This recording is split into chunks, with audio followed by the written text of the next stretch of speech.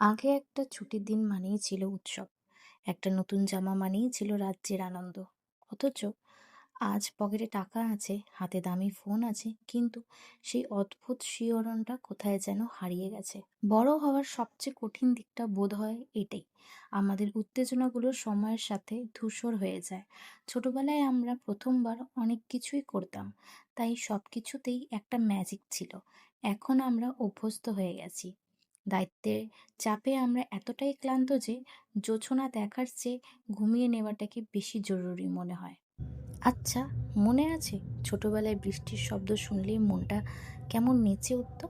কিংবা কাল পুজো, এই খুশিতেই সারা রাত ঘুম আসতো না।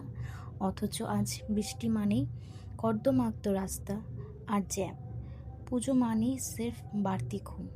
আমাদের ভেতরের সেই শিশুটা কখন যে বড় হতে হতে ক্লান্ত হয়ে গেল, আমরা টেরই পেলাম না।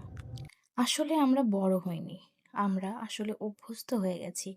জীবনের জটিল সমীকরণে আমাদের এক্সাইটমেন্টগুলো এখন ধূসর অ্যালবামের মতো।